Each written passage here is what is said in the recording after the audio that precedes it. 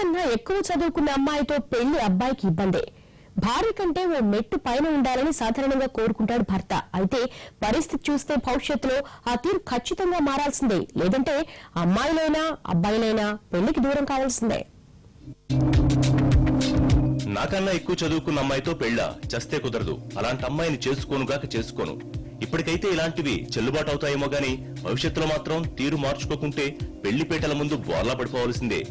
ఎక్కువ తక్కువ అమ్మాయి దొరికితే చాలని సంతోషపడాల్సిందే.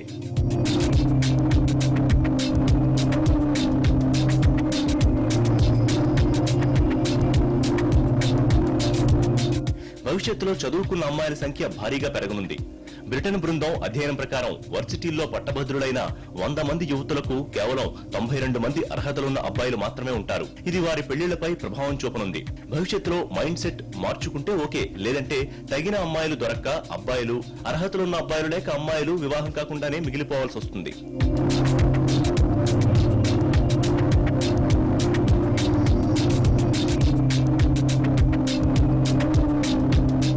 ప్రస్తుతం 54% వివాహాల్లో అబ్బాయిలు యూనివర్సిటీ పట్టభద్రులై ఉంటున్నారు.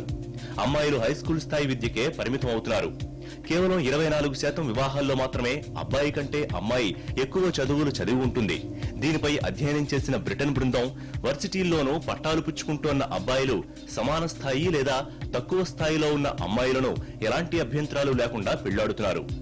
కానీ అమ్మాయిలు మాత్రం తక్కువ అర్హతలున్న వాళ్లను పెళ్లాడేందుకు అంతగా ఇష్టపడడం లేదు. మరో 30-35 ఏళ్లలో విద్యార్హతలు ఎక్కువగా ఉండే అమ్మాయిల సంఖ్య ఇంకా పెరిగే అవకాశాలుండడంతో 100 మందిలో 10 మంది అమ్మాయిలు అవివాహితులుగానే మిగిలిపోనున్నారనేది అంచనా. అలాగే అరకొర చదువులు చదివిన అబ్బాయిలు 100కు 5 మంది చొప్పున పెళ్లికి దూరం అవ్వాల్సి ఉంటుంది.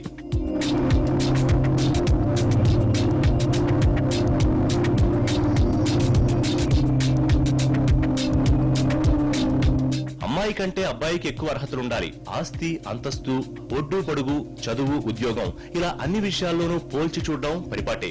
అయితే ఇలాంటి మైండ్ సెట్ ఫ్యూచర్ లో పనికిరాదని చెబుతోంది బ్రిటన్ బృందం అధ్యయనం. ఇగోలను పక్కన పెట్టి ఒకరినొకరు అర్థం చేసుకుంటే అర్హతలు అసలు సమస్యే కాదనే వాళ్లు లేకపోలేదు. అయితే ఇలా అర్థం చేసుకోవడం అనే కాన్సెప్ట్ కు కట్టుబడి ఉన్న వాళ్ల సంఖ్య స్వల్పమే. చాలా వరకు అమ్మాయిలు తమకన్నా మెరుగైన అర్హతలున్న వారునే ఎక్స్పెక్ట్ చేస్తున్నారు. కొన్ని పెళ్లిళ్లలో వరుడు వధువుల అర్హతలే ప్రధాన కొలమానాలు.